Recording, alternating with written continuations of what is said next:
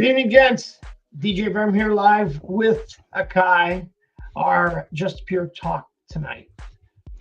Kicking off like usual. Having fun. How you doing, AKAI?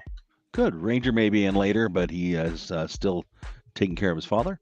So he said he might stop in later tonight. He's proceeding along better. So that is good. Thank you for all the kind thoughts towards his father. That's very much appreciated. Yeah, so I guess what are we jumping off into today? You got a new hat? I got a new hat. Ari hat. Yeah. Rodeo season's coming up, so I needed my cap. Yeah. And so a friend of yours picked that up for you in Texas, so you told, which is awesome. Directly in Texas, yeah. And my buddy came by today and he dropped off something for me. You did? Which yeah.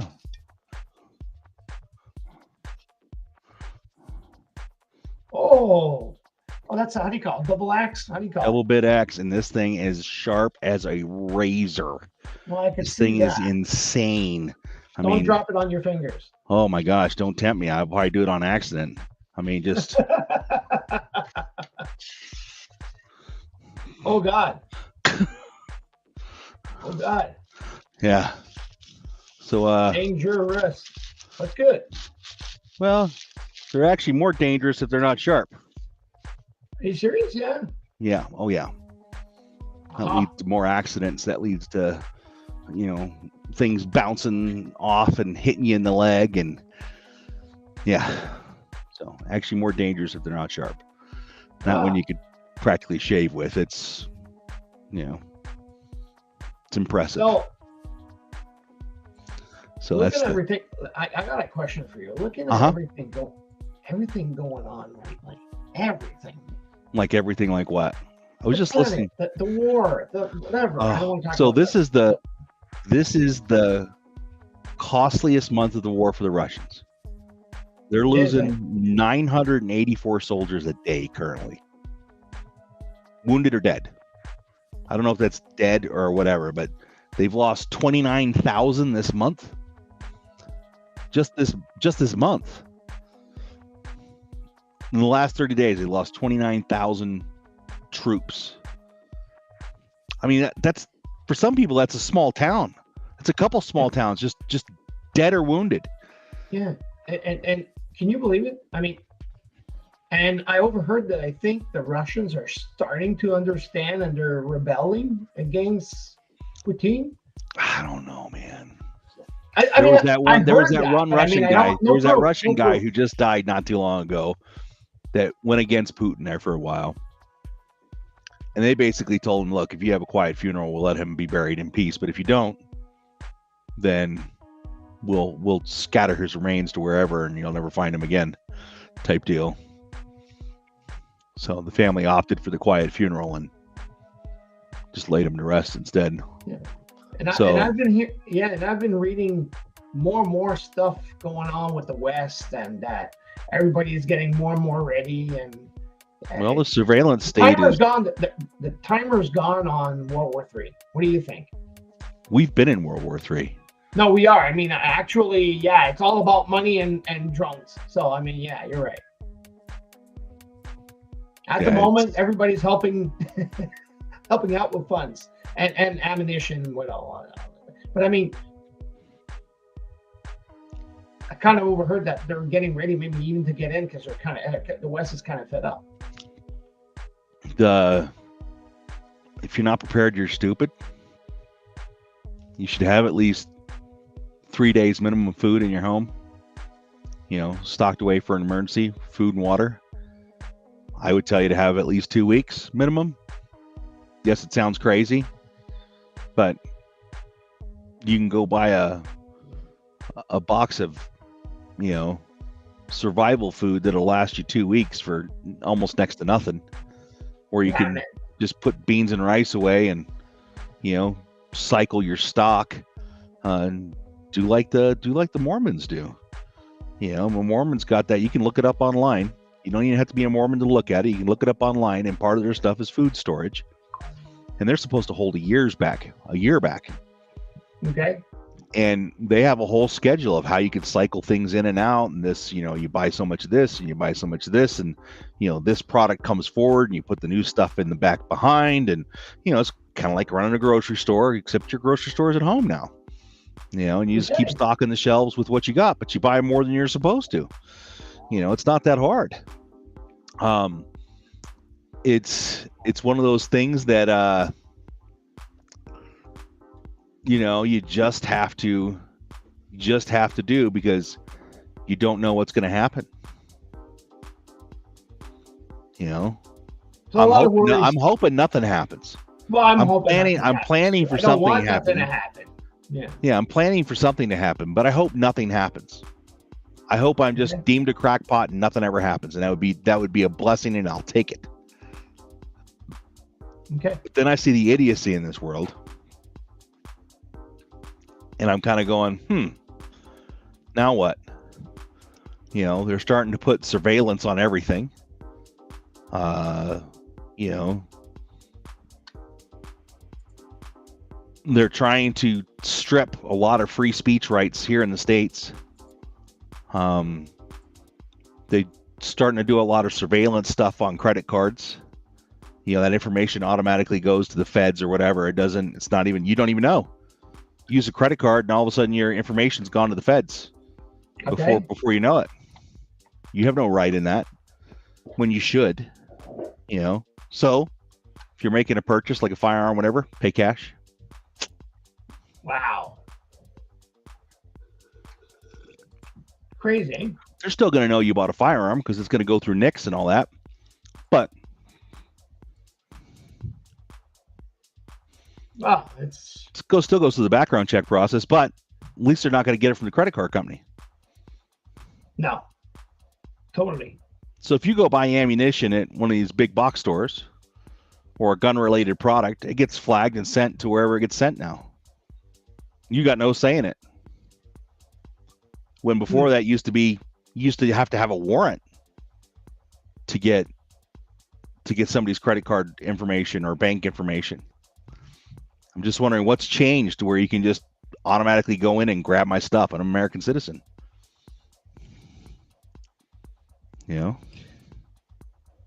And I'm feeling this is something that I've read. I'm feeling that money will disappear.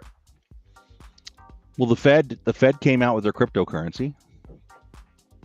I'm kind of waiting to see what goes with that. I see things happening with that to where I see a federal cryptocurrency coming out for every country. You'll have an account that your cryptocurrency will get deposited into, and that's it. The government will know every transaction you make from there forth.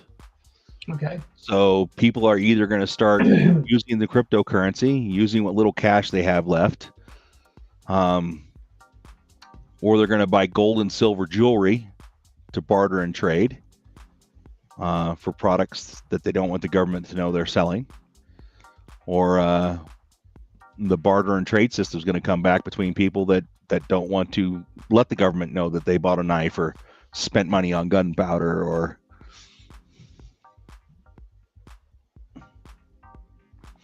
personally, I don't think it's the government's business what I spend my money on. Well, it shouldn't be.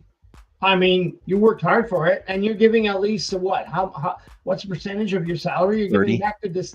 How much? 30%. Well, you're like me. Yeah, it's about 30. Yeah, exactly. So when you give back 30, shut up. Let me do what I want to do with my money. Yeah. Until I pay my bills and stuff like that, and I don't get in deep waters or stuff like that. But I mean, you know what? At the end of the day, it is crazy. So, no, what do a lot you of stuff right? I said, what do you do? Yeah, a lot of stuff been going on, and I've been reading and watching a lot of the different things on YouTube and stuff like that, and I don't know. I feel something is not right. There's something not balanced. That yin and yang thing is not working at the moment. No, there's not a lot of harmony in the world. So, and then when you look at the Navajo would want, when you look at the dictator Putin, And I'm still wondering, going, I don't know if I would what? even call him that name. I would make sure that I didn't dredge poutine through the dirt, because poutine is wonderful. Putin is not. Oh, it's Putin. It's Putin. Oh, Putin. Sorry, I keep saying Poutine. You're right. Poutine is Quebecois. Yeah, you're Poutine right. is Not is big. magnifique. Yeah, it's magnifique. Yeah. No, you're right. Totally. I forgot about that one. Yeah, that's it. Putin. Putin. Putin. Yeah. Yeah. Yeah. No. Yeah. And You know. my little bit of French that I know. Yeah, but that's the important part when you get to Montreal. Where's the poutine? Where's the poutine and magnifique? Yeah. Yeah. I need the poutine. I want the good poutine. I want the filet mignon poutine. Yeah. Oh God. Not my favorite steak. No. No. I mean, filet Rib steak. mignon is good. Don't get me wrong. No, but you're a rib steak guy. But I find it to be, it's not as flavorful. No, it's tender. As it's very tender. It can be made flavorful. Don't get me wrong. Like if you put like a mango chutney on it and you sear it in butter, you know, like the pepper tree does here. Phenomenal. Yeah. Highly recommend it, by the way. Okay. Have your wallet ready though. It's not cheap to eat there, but it's worth it. They still. So I'm going to talk about it because this is an experience that I've had. I've gone there a few times throughout, not that many, maybe 3 or 4 times I've been there in the almost 30 years that I've lived here. Because this is an expensive restaurant, but it's one of those things you go on, like, you know, major anniversary or you're something like that, or you're celebrating something. And they do a pepper steak, and they do it table side. They cook your steak table side, Verm. They bring out the little thing with the little burner, and they're cooking it in the pan, and then they got all the pepper on it, and they put the mango chutney on it and roll around that mango chutney and slide it off onto your plate, and they're using this really decadent thick butter, and it's just good. And if you order a Caesar salad, they'll make it table side. But the other thing they'll do table side is they do Cherries Jubilee and Banana Fosters. Okay. I am a Cherries Jubilee. Oh my God! If it's got a Cherries Jubilee, I am in, because that's like one of my that's my downfall dessert is Cherries Jubilee, right? Yeah. And oh my God, so good, good. It's like every fat kid's wet dream. I'm just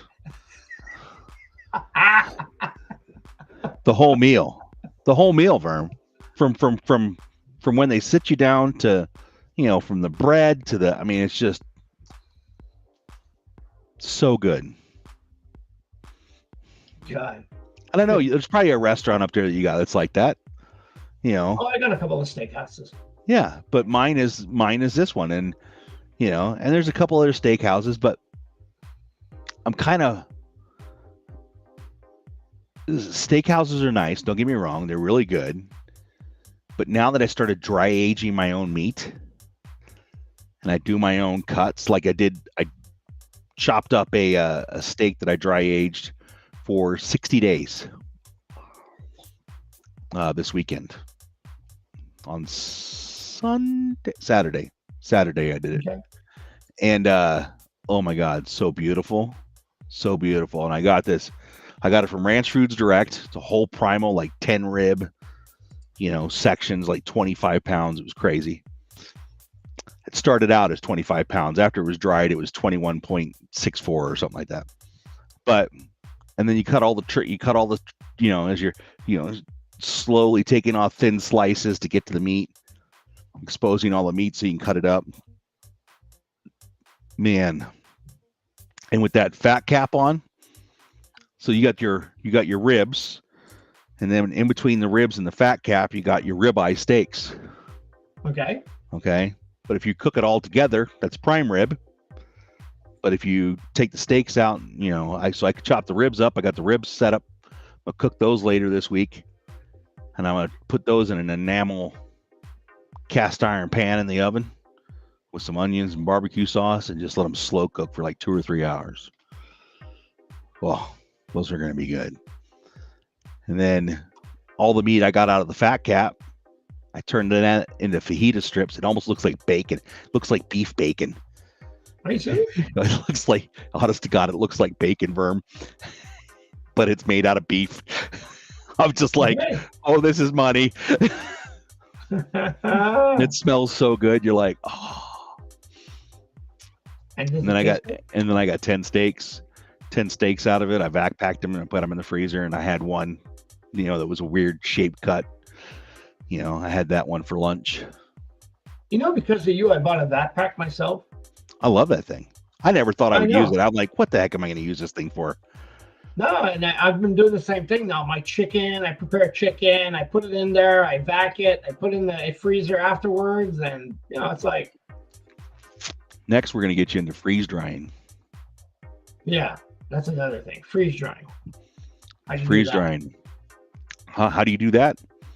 I bought a Harvest Right freeze dryer. It's a medium size machine. Okay. The large was way too big, needed too much power. And the small was just like, okay, is this really worth my money? So I settled on the medium. And it's the 5-tray model, came with the premium pump. And so you take your food, whatever you want to do. So like I just got done I did 120 eggs. And my buddy has chickens, so he always has a surplus eggs. And so he brings over his surplus eggs. And then I do all the processing, put them in bags, do all the Mylar, air oxygen absorbers, all that. And he lets me keep half the eggs that I freeze dry. Oh, that's good. So, yeah. And so it's about, when I'm totally said and done, it's about 600 grams of egg powder per pouch. But I do it in 200-300 gram rolls. And then when you need to make eggs, you just take a tablespoon of egg powder and a tablespoon of water and mix it up. And you can go ish. It's kind of an ish thing. If you want a little more extra water to make it a little runny or less water to make it thick. And then you could throw your vegetables or whatever, or your sausage or your freeze-dried sausage or whatever, and throw it in there and then put it in a skillet, and voila, you got eggs. I mean, it almost rehydrates instantly. Oh. And but you take all the eggs, you put them in the pans. You got to beat them first so they're all mixed up. And then so it's like making scrambled eggs, and then you put them in the pan, 25 or so eggs per pan. And then I pre-freeze them to make it easier, because once eggs start to run over the edge of something, they just drag every other egg with it, right? Yeah.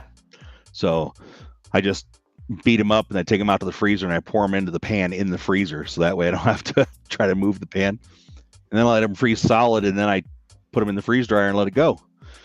And 24 to 48 hours later, depending on how much moisture is in there, they're done. And I pull them out, and it's a big powdery brick. And then I put them through my food processor and grind them to a really fine powder, and then put them in the pouches, weigh them out, put them in pouches. I got green chili going in there right now. So my buddy had some green chili in the freezer from last year. So instead of letting it go bad, he's like, hey, I'll bring it over. I says, oh, that'd be awesome. And he goes, yeah, we can make green chili powder. So we'll freeze dry them, and then I'll grind them, and then we'll make some jars of freeze-dried chili powder, so that way we can add it to our food, just sprinkle it on our food. Man, that's good. It is. Makes it spicy. You've had macaroni and cheese, right?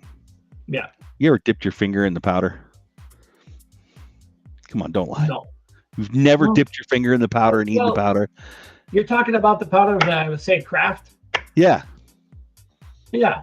You've tasted it, right? Yeah. Pretty darn good. Yeah. I figured it out. That stuff's Velveeta. At least it tastes like Velveeta to me. But okay. So I took a block of Velveeta, chopped it up into slices, put it in my freeze dryer, let it freeze dry. I mean, it's like when you knock it on the counter, it's solid, And then I just put it in the food processor, and now I have cheese powder. So whenever I need cheese powder, or if I make some noodles up and the kid wants to make cheesy noodles, Just take a tablespoon of that cheese powder, put it on top, mix it in, boom, cheesy needles, done. I got onions. I got jars. Is that a good way to make it? Is that a good way to make a mac and cheese? Oh yeah, yeah. And then I got you can put a little, a tablespoon or two of milk in there, and add a little powder, a little butter, mix it up, done. And then yeah, I did. Man, I've done all kinds of stuff. Just freeze dried, like onions, for instance. I freeze dried 5 trays of onions, right?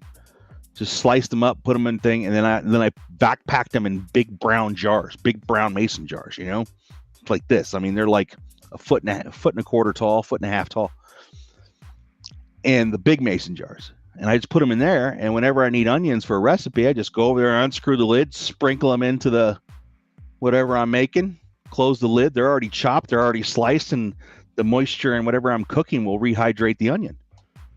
And they're already sliced, and I mean, it's just really convenient. I've done freeze dry. All freeze dried, man. I'll roast carrots.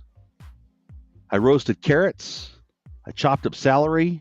Did that. I did garlic and ginger. Freeze dried those. I freeze dried chicken. I freeze dried noodles, and I freeze dried and some mushrooms. And then I started putting them together in mason jars. I would layer like noodles, a little bit of bouillon powder, some of that chicken cube, some carrots, some celery, some mushrooms, a little bit of garlic, a little bit of ginger. And then you close them up. And whenever I need, hot chicken noodle soup, I just go grab a jar, pop the top, add 3 cups of boiling water, wait a few minutes, give it a shake, dump. And so when I'm out camping or I'm in the woods, I even got them in pouches now too. So when I'm out camping in the woods, I just heat up my water, pour it into my pouch, roll my pouch over, let it steam for a few minutes, and then I got hot homemade chicken noodle soup. Oh God! Out in the middle of the woods, it's beautiful. All because of the freeze dry. All because of the freeze dryer. I did ice cream. I got ice cream. Yeah. Oh yeah, ice cream sandwiches. Is it costly? Yeah. The machine is like $3,000. Okay. It's not a cheap machine. No, because you bought a good one. Okay. There are other machines out there, but this one is $3,000. I like it because the pump's separate from the body of the freeze dryer. So if there's ever a problem with the pump, I can just change the pump and I don't have to tear the whole machine apart. Okay. But it comes with a quality pump, and I got all the stuff to do oil changes, and you have to do an oil change every 15 to 20 pump cycles. And that's just so you can keep the because the moisture and stuff gets in the oil, and you want to filter that out. Yeah. Yeah. And then, if you run across a sale at the grocery store where they got peaches on sale, but there's like, oh my God, I can't use like a whole bushel of peaches. I'm telling you what, freeze-dried peaches are phenomenal. Oh yeah. Oh yeah. Oh yeah. That's like candy in a bag, and and it's made by nature. It's so good. It's real sugar. Well, no, I mean, it's like legit. It's not like you're not reaching for the suckers anymore. You're not reaching for the candy bars. You're like, ooh, I'm gonna freeze some freeze-dried peaches, and then I'll throw some freeze-dried apples in there too, and freeze-dried bananas. Freeze-dried bananas are scary. Oh yeah. You can look at a jar of freeze-dried bananas, and you're like, that looks like bananas sliced up in a jar. But you pull them out, and they're like styrofoam. And when you bite into them, they almost got that squishy squeeze like styrofoam. Okay. But as soon as your mouth hits it and you get that water, any of your moisture from your mouth in there, it tastes like a fresh cut banana. Like you just chopped it up. But it's been sitting in a jar for a year. Oh God. Because bananas go bad at my house. There's always 1 or 2 bananas that go bad, right? Yeah. So before they go bad, chop them up, throw them on a freeze dryer tray, zing zing, add them to the jar. And if I'm doing oatmeal or whatever or something like that, or if you're doing grits or multi-meal, whatever your thing is. You grab a couple pieces of those banana, you throw them in there, the moisture out of the multi-meal will rehydrate them, and you got fresh cut banana in your breakfast cereal or whatever. Oh, wow. Seriously? Good idea. I mean, man, I've been trying all kinds of stuff. Now, I did find something that doesn't freeze dry well. Watermelon. no. Absolutely terrible experience. Watermelon was so gross. So gross. Okay. Because Why? it's just like super grainy and sugary. It doesn't rehydrate well. It's not good dry. Well, so it already has the word watermelon. I mean, yeah. So, but I did find a use for it. okay. Take the watermelon, I freeze dry it, and then I powder it. Okay.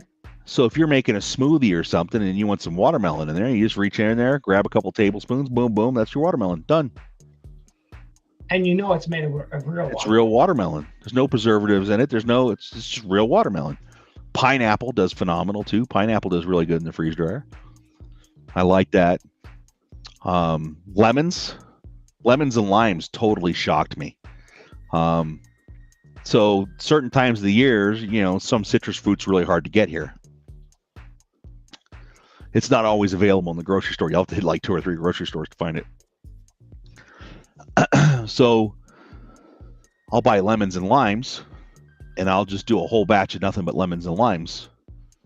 And so in the middle of winter, when I want to make tacos or something, I want fresh limes to squeeze over my tacos. I just go and I literally just dip those lime quarters, just dip them in and pull them out, let them sit, and do that 2 or 3 times over the next 20, 30 minutes.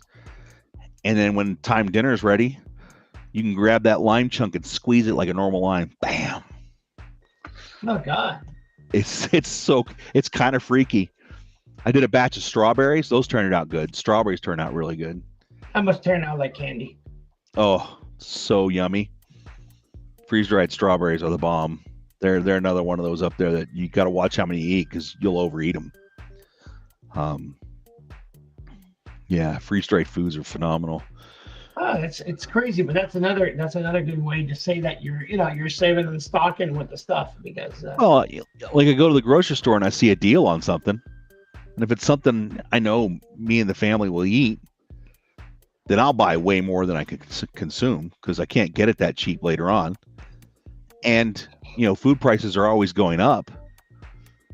So if I buy $50 worth of strawberries, take them home, quarter them up, put them on the trays, freeze dry them, put them in bags. When I need them, I just add a little water to them, or I just chop them up while they're dry and then throw them in my cereal or whatever. Let the milk or whatever rehydrate them. And look at the money I've saved. Over the lifetime of instead of having to buy a pack of strawberries every once in a blue moon, now if I want strawberries, they're just right there. They're in a bag, Yeah, exactly. And the fresh, doing garlic and ginger and stuff like that you throw into your recipes while you're cooking on the stove. I don't have to chop it up. I don't have to worry about grabbing that jar of pre-chopped garlic out of the thing to put on the thing. I've already got a bag of fresh chopped garlic that I've freeze dried, and I just reach in there, grab what I want, grab a spoonful, toss it in my stuff, and the water from the from the meat or whatever that's cooking in there rehydrates it, and bam, you're on. Oh, I love a machine like that. Yeah, it is expensive though. It is expensive, and then you got to find a place for it to live. It's twice the size of a mini fridge. So you got to find out where it's going to live, and then when it's running, it makes noise because it's got a pump and it's got and I got mine living in the garage, on a shelf out there in the garage, and right now, like I said, I'm running green chilies from Pueblo, Colorado in there. I got 5 trays of green chilies, and I put all the juice that comes in the bags. I don't know if you've never gotten green chilies. What happens is you go down to the farm or you buy them on the roadside, and they have these big metal cage roasters, right? And there's big, huge burners underneath them, and they put your bushel of chilies in there, and then they rotate them. They roast them right there, right before you pick them up, and then they put them in a plastic bag, or you put them in Ziploc bags, and you sweat them. It's called sweating them. You let them in that bag, and they sweat on the way home, so that way you can peel the skins off, because the outer skin's not very, very good. It's tough and thick. But you peel that outer skin off, and then you have that flesh on the inside, and then you cut into the flesh, pop the seeds out, get rid of the seeds because they can have a bitter taste. And then, but if you just skin them and put them in plastic bags, they'll leak their juice out, and that's what we call the gold. Okay. That's all the flavor and everything. So I even put that into the tray because that'll come out as a powder. I did bone broth. I'm talking like gallons of bone broth, right? Are you serious? Well, you start out with gallons. Like I started out with a whole crock pot of bones that I turned into bone broth, right? And you got to cook it like 12, 24 hours, some crazy amount of time, right? I let it cook overnight. And then you drain it off, you cook it to where it's right, you reduce it, and then you put it in the thing. You put the broth on the trays, you freeze the broth, all that bone broth literally ended up in a mason jar this tall. Okay. And so now when you do anything with that bone broth, you get in there and you take out a little bit, and that makes a lot of bone broth. You take out a quarter tablespoon, and that makes a heap load of broth. It's got so much flavor in it. It's crazy. I think I lost the Verminator. Oh, he switched sides. I don't know. It switched sides. Oh, yeah. But you just, some stuff, it's so concentrated. When you make it, you got to be careful how you use it because it'll overpower things. Like this green chili powder I'm going to make. It's going to be extremely strong. I know it is because the other powders I've made. So, when you take a block, of watermelon, and then you powder it, and it ends up, enough powder, a little bit more powder to cover your fingernail stacked when it's all powdered up, because I could fit 2 blocks of Velveeta cheese into a mason jar. Because after you powder it, it loses a lot of its volume. It's a marvelous tool. That's what I mean. I'm listening to you. It's like crazy. It's like that big jar of onions, right? If you were to chop all those onions up, put them in a jar, that thing would weigh a ton.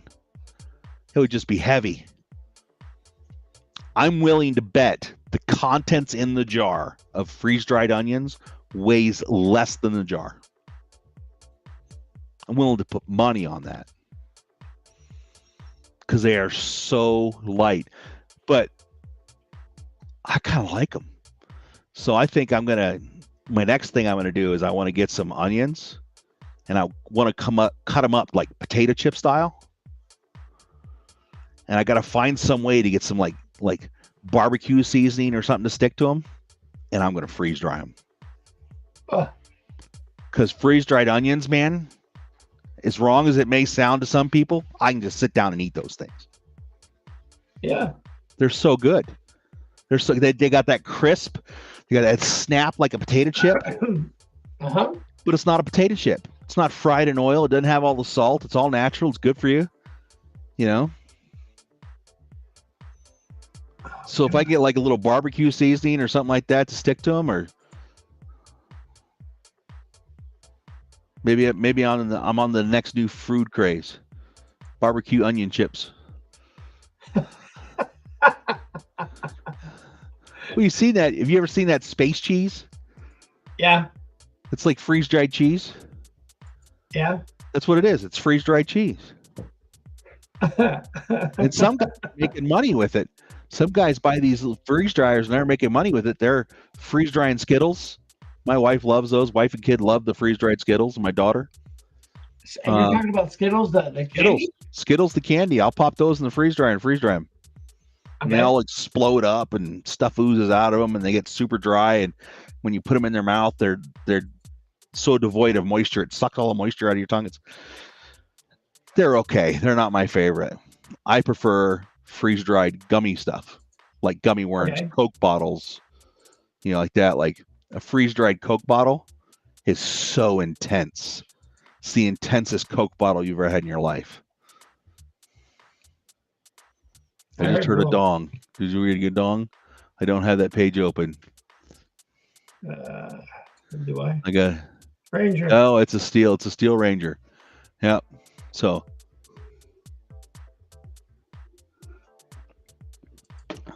but I've been yakking. So, I got this article today that popped up in my feed, and it's from a Lebanese woman. I don't know if you've seen this or not. It says Lebanese woman starts war over weekend by saying American ladies aren't attractive like her. Oh, come on. She's pretty hot. She is? Yeah. Okay. I need a link. Huh? So I can understand. I need a link. I don't know. I have to find the link. Hey there, buddy.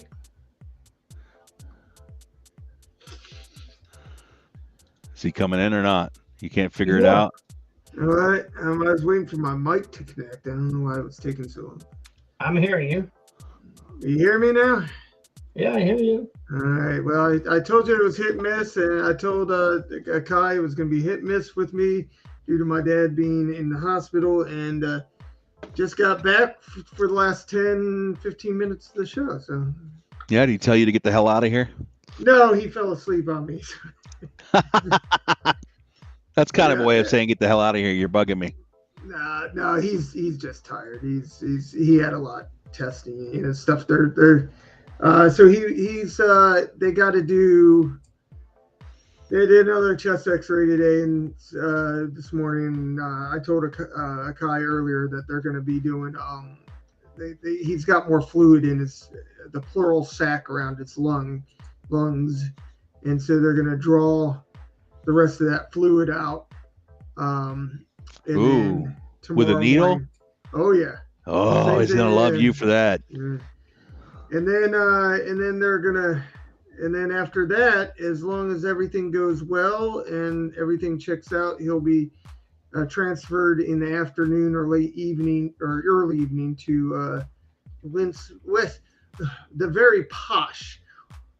I don't think you should say the name of it. No, you shouldn't say the name. Shouldn't say the name. Yeah. Well, no, the Stone Rehab Center at the rehabilitation center that he's going to. It's like I said, it's where all the high up ranking, so whatever, the elite go, and that's awesome. It's good healthcare then.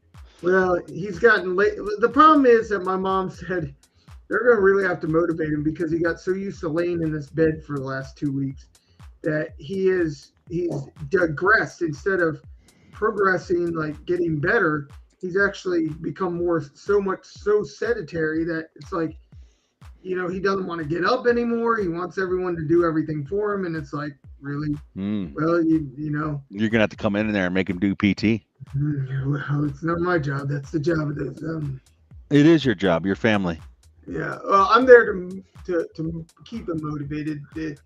You have to go, hey, you stop being a slack jaw faggot. You want to be a leg? Be a leg. Thought you were airborne. Oh. Yeah. Oh.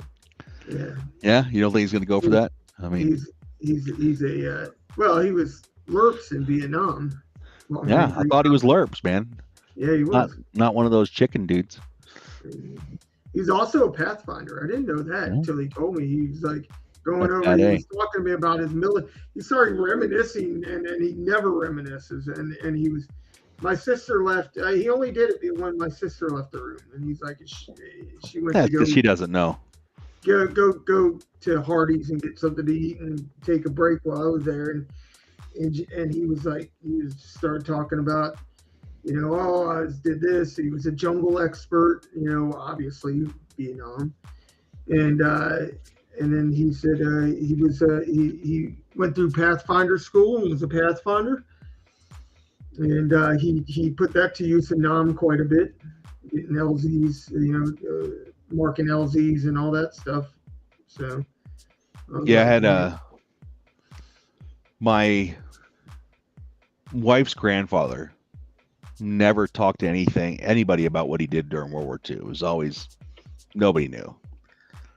And they knew he was stationed in India and a couple other places, but he never talked about it.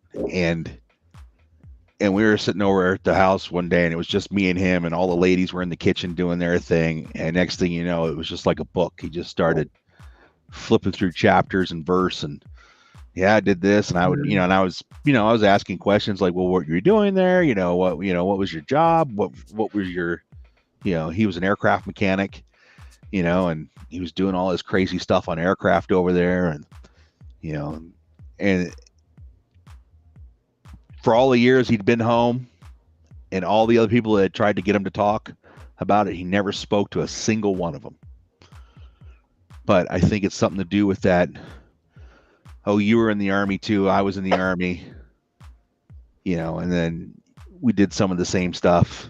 Yeah. We're at some of the bases. So he was like, okay, this guy knows what I'm talking about. I don't have to explain every minutia, Yeah, it's like my dad didn't talk about anything until, all I knew is that he went to Nam twice. But I never, growing up, I never knew. And then even when I was first in the Army, it wasn't until Iraq, after I got back from Iraq, and once I experienced combat for myself, then he was like, well, you popped your cherry, now I can talk to you. It's kind of like one of those things. It's like, exactly how you understand, what the 1,000-yard stare would be, or what, even if you don't understand that part of it, what it's like to experience, hell on earth, to have bullets whizzing past your head and not knowing if you're going to get your schnitz blown off the next day, or you think you got your schnitz blown off, but it got caught up in your body armor, or it ricocheted off the ground before it hit you in the schnitz. Just talking from experience. I thought they blew my testicles off. My leg turned every color in the rainbow. Greens, purples. Oh yeah. It didn't break skin, but it hit with such force. It made such a bruise. It went from my crotch almost down to my knee. I thanked my stars, nothing like that ever happened in my privatal areas or sensitive topics. I was laying on the ground, feeling my junk, looking for blood. I know. One time They're still there. Oh God, this hurts. Yes. I had a bad landing one time out at NTC when we jumped out at NTC. Oh, it's a beautiful DZ, huh? Oh God! And I'll tell you what, I don't know. I hit something, and the wind caught my chute and started dragging me, and then I somehow flipped over, and so I'm being dragged on my stomach. I'm like, oh no! Shit. Yeah, and then I was able to flip back over, and then get out of my rigging. But it was like, as I'm getting dragged, it was like I was grinding my schnitz. So I was sitting there like, once I got down, I was like, I reached down there. I'm like, okay, 1, 2, 3, 4. Okay, everything's still there. All right. So I'm not missing any. It's still there. Still a handful. Yeah. See all my fingers. It's funny. I told my dad that one time, and he goes, 1, 2, 3. Wait, 4? What's the 4th? And I was like, well, we're not going there. Anyways. But I caught my shit and I caught a testicle in the jump harness. Somehow it slipped when I was in my jump and got caught under the harness, and when the chute opened, somebody stepped on it, dude, like popped it like a grape. Oh my God, I was crawling the risers. Oh my God. so much pain. I was like blacking in and out. And then I had to go to the medics, and then the guy's like, what happened? I said, I caught my nut in the riser, the strap. And he's like, oh, that's not going to feel good. And he goes down there to reach down there and, see what kind of damage has been done. And he goes down there and he's like, oh my God. It's like somebody just dropped a bag of spaghetti into my nutsack. It popped that. Yeah, it took years for that thing to heal back up. Well, obviously it healed up enough. That was what, the strap of your parachute? Yeah, the crotch strap that goes down through your crotch. You got one on each side of your leg, and I didn't have it tight enough. My fault. I'm responsible for the tightness of my harness. And my testicle slipped out of my underwear and underneath that strap. And when my chute opened, getting kicked. Yeah, that's the one thing we had. One thing that we always, I always constantly told the guys in my platoon. When I was a platoon sergeant, I said, don't. I said, make sure the shit ain't crossed down there. Make sure your junk's in the middle. Well, and I was just and after that, I was a staunch proponent of, hey, y'all, jump in your underwear. Make sure it's your tidy whities or your tidy browns, preferably your tidy browns. And because we always used to go commando verm, we didn't wear no underwear, and because you don't want that. And the reason is because you don't want the dirt. If you're gonna wear underwear, you wear boxers because they're loose fitting. That way, if any dirt gets in there, it falls down the pant leg and into your blouse, and you can dump it out, right? Yeah. But if you're wearing tight underwear and that dirt gets trapped between your skin and you're sweating, then you get what was called monkey butt. You get all these zits all over your butt and all over your private areas, which you don't want. And it stinks. And you get chafed between the legs. So. Oh yeah, very much so. Oh man. And it's worst rug burn on earth. It's called what? Monkey what? Monkey butt. Yeah. Yeah. Oh, you get all these big pimples all over your butt, and we call it monkey butt because your butt turns red, and it hurts to sit down. It hurts. It's god awful, and it's mostly new guys that get it. And you tell them, they're like, yeah, whatever. I'm not listening to you. You're just trying to get me into trouble. But literally, I used to jump. And then once I got secured and I got to a safe spot, I'd cut my underwear off. I would just pull up on one side, chink, pull up on the other, chink, and pull them out. Okay. And then I'd go commando the rest of the field trip, stuff them in my pocket, use it for a cleaning rag. Yep. That or emergency butt wipes if you need toilet paper on the road. Yeah. We're great. Okay, there's something I didn't understand. You guys are gonna have to make me understand. Then, okay. Why do you do that? So you jump with your tidy whities on, or your tidy. They're actually brown, but you jump with your tidy whities on. That way, it keeps your junk in the middle. Yeah. That way, your straps don't catch it. So if you jump in commando, your stuff could slip under a strap. Yeah. Victim. I know, my fault. Okay. So from that day forward, big proponent of jump with your underwear on. Yeah. So all the way. Yeah. Yeah, whatever. I don't care. It's all getting chopped off once you. So not to get monkey butt or get all that stuff trapped, all the dirt trapped against your skin. You either find some place to disrobe and take your underwear off. Well, it's not worth the time. You just pull one side up, cut it, pull the other side up, cut it, and then yank them out the front. Okay. So once you're finished, that's where you pull. Okay, look, you got me. Yeah, you just cut the sides, the elastic strap on the sides. Yeah. And you just pull them out like you're a stripper. Like a diaper. Yeah. Just kind of, do. And then you stick them in your cargo pocket, and you can use it for weapons rags or whatever. And that way, any dirt that gets in your, because we were infantry, you're always in the dirt, you're always in the dirt, sand, you're always in the grass and everything, in the swamps. So you do all that, and once you get to where and that way, the dirt and stuff doesn't stay trapped against your skin. Because when that dirt gets trapped against your skin, then it has time to work into your pores, and your personal hygiene habits in the field. You do the best you can, but you've got a canteen cup and a washcloth, man. Yeah. Yeah. I saw your guys' So you're always facility. happy to have a river. I'm telling you You're always what. happy to have a river. Yeah. Hey, I love. Hold on, I'm gonna state something here. I love training with the Canadian military. They have a bar in the field. They have a little commissary in the field. They have showers and laundry machines in the field. I was like, I came back to one of their things when we were training with them, and they're like, they have showers, and I walked straight into the shower with I took my rifle and my web gear, I dropped it on the floor, I got my soap out of my thing, I'm washing my uniform in the shower and taking it off, wringing it off, and the guy's looking at me all weird, and he goes, "Hey mate, there's a washing machine next door." And I go, I'm American, I ain't got time for this crap. I'm just partaking in the shower, but thank you very much. Wringing my stuff out, I came out of that just squeaky clean but wet head to toe, and my LT's like, "What happened to you?" "They got showers, sir." And he goes, "Ooh," and he did exactly the same thing I did and came back out of the truck, totally soaking wet in his uniform. You guys were Americans. You guys, I love training with you guys. You guys were great.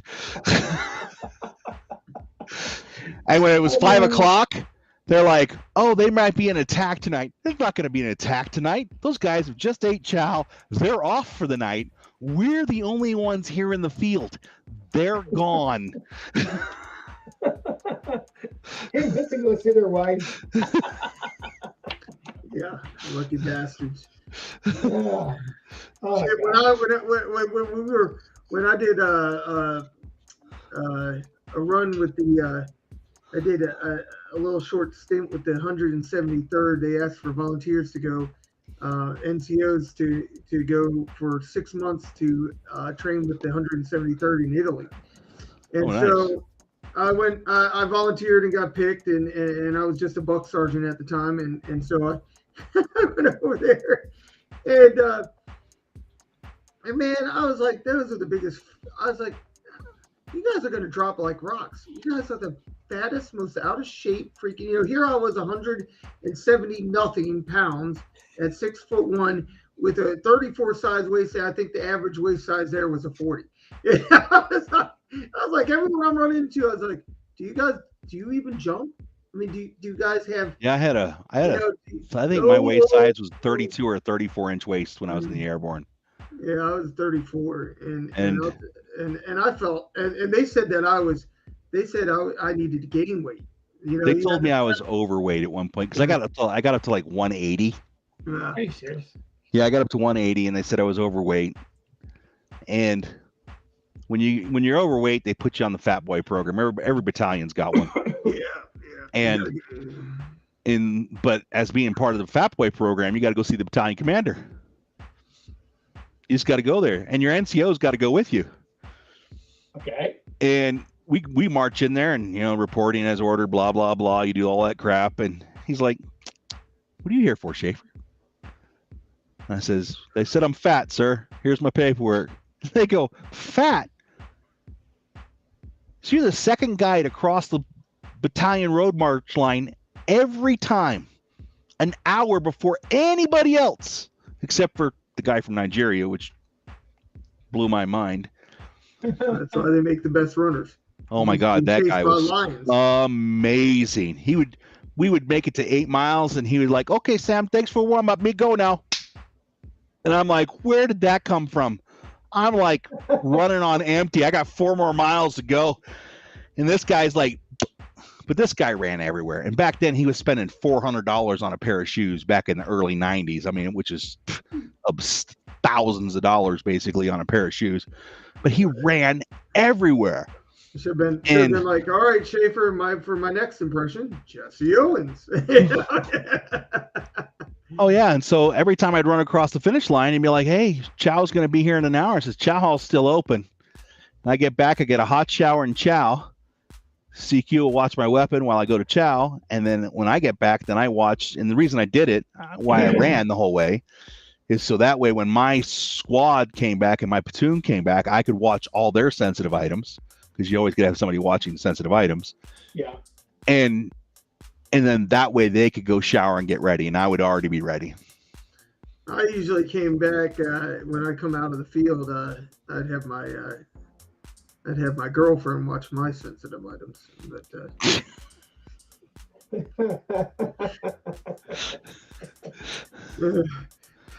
Remember, did you ever do any 50 cal stuff? Me, 50 cal or him 50 cal? No, 50 cal. 50 cal. Did you ever do 50 cal? I did mounted and M2s, mounted and on tripod. Yeah. Okay, so Humvee. Did you ever have the cherries take them in a shower with hot soapy water? What now? Have them go wash the 50 cals. Like you got back from the especially dusty thing. Hey, just go take it in the shower and wash it down with hot soapy water and a scrub brush. And they would look at you like all shocked and awed, like, are you kidding me? You want me to take a weapon system into the shower? And we're like, yeah. And they're like, and now private, go. And they're like, I'm gonna get in so much trouble, I'm gonna get so busted. And they would do this, and they would come back, they'd get it done, have them dry it all out, clean it out, and they'd be like freaking out because they had just washed the 50 cal in the shower. And you throw the manual at them. You see this book I told you to read a month ago? So we want you to open up to this page right here where it says cleaning. What's that first line say? Hot, soapy water. Oh, okay. I said, so you're not going to get in trouble, but we just got in trouble for me because I told you to read the book. In our unit in the 504th, we never did that with the new guys. You know what we used to do with the new guys is we once we're out in on a field exercise, and we be doing live fire at the range, and it was funny because we say, all right, now he's like, all right, the barrel's gotten too hot, okay, so let it cool off, and oh shit, we don't have enough time to cool off. All right, Private, get over here and piss on the barrel. What? Piss on the fucking barrel, Private? What do you mean? All the C4s are like all the C4s are specialists at the time before I was dicked into corporal and lost. Yeah, you're still lost your mafia rank status. You lost the mafia rank. You lost the mafia patch. So when I still had the sham shield on my shoulder, or on my collar, I should say, it was funny because we'd all start yelling at these E2s and E3s and be like, well, usually by E3 they knew better, but then every once in a while we get someone that come right out of basic from Benning who had like recruited somebody and and those were the guys that we loved to fuck with the most, because it's like, hey, I'm an E3 and I'm brand new, and it's like, no, you're still just a shithead. Oh, excuse my language. I came in an E3. Well, see, I came in as an E2, but because I didn't recruit anyone, I just came in. I didn't recruit anyone either. Oh, you didn't? Nope. How did you get E3? ROTC. Well, see, I didn't have ROTC. From high school. So high school ROTC, I got my E3. But no, they didn't have to teach me drill. They didn't have me doing any of that stuff. I was running my own squad. I had all the leadership traits down. I knew what my general orders were, They didn't really have to do anything with you. Yeah. The funny thing was that I we get these guys in and we'd be like, piss on the barrel. You piss on the barrel to cool it off. Okay, dude.